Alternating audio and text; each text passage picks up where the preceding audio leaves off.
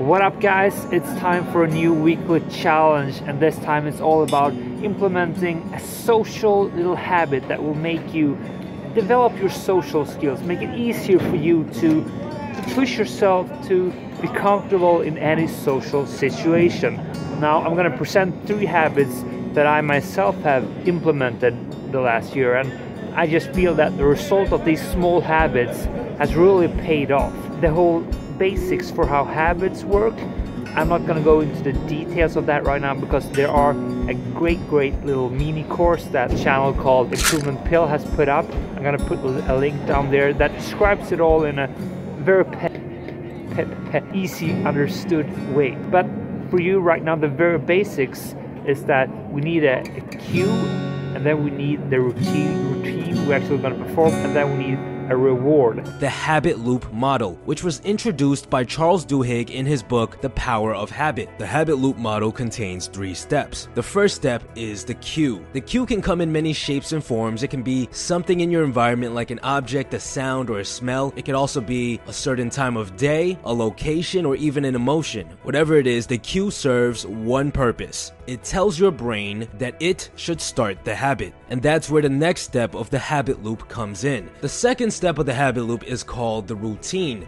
The routine is the actual habit itself. It's the behavior that you perform. So if you have a bad habit of smoking cigarettes, it's the act of taking out your pack, lighting your cigarette, and taking a pull. This entire process is the routine. The third and final step of the habit loop is the reward. The reward can come in many shapes and forms, and it varies from person to person. It can even be a combination of different things. For our example of smoking cigarettes, it could be a quick spike in our dopamine levels, which nicotine provides. It could be a break from work, or it could even be the good feeling that comes from socializing for people that like to smoke in groups.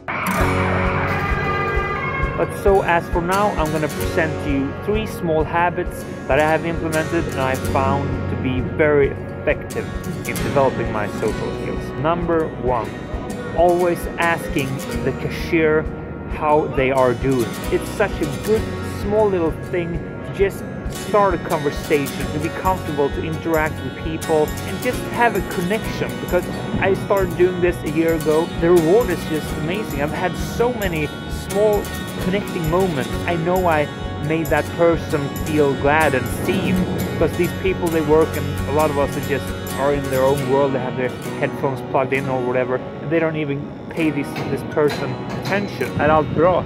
Allt bra. Allt är bra. Du längtar lite kallt. Det är svinkallt. Often they just bright up. They smile because they feel noticed. A lot of times I would have the response like, whoa, nobody has ever asked me, and they're like shocked. So that is the first little social habit you can implement. The cue is facing the cashier. The routine is ask, hey, how are you doing? And see where that conversation goes. Sometimes it ends there. And the reward is just having that little moment of connection, but also feeling the sense of proudness for actually doing what you set out to do. And then we got habit number 2, which could come up as a bit weird or uncomfortable at first, but you get used to it. It's just a matter of saying hi to people you meet on the street. I only do this when I see a person I find attractive.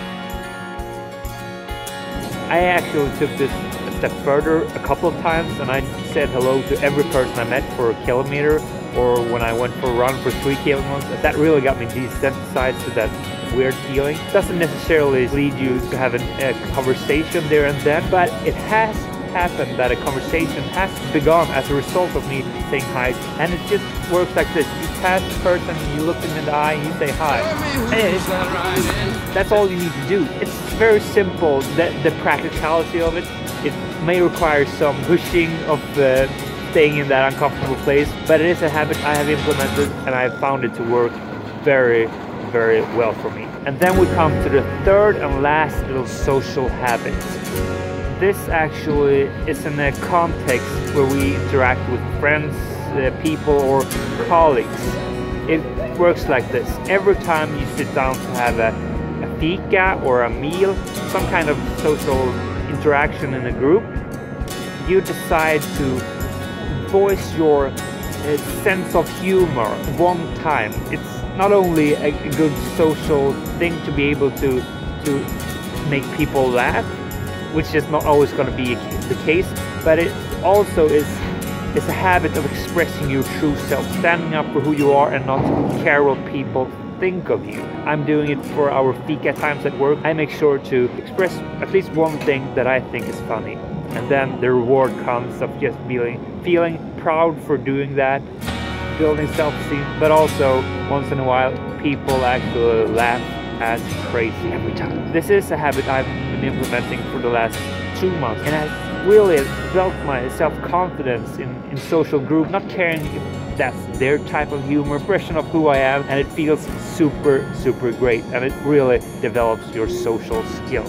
In practicality, I usually use some kind of YouTube guide to like hone in on one type of humor I perhaps want to develop, but that's on another level. So those are my 3 little social habits, and I hope you feel intrigued to at least implement one habit that will develop your social skills, because that is the weekly challenge. You might come up with one little thing of your own that you think is more you, then I say go with that instead. But follow the habit implementation routine, link down there to the video. Now a habit won't be implemented on 5 days, takes around 30 days, they usually say, but have the goal of doing this for 5 days. And if you like it, well then continue on with it. My name is Alexander Nilsson. Thank you for watching, thank you for being awesome. See you in the next video. Bye guys.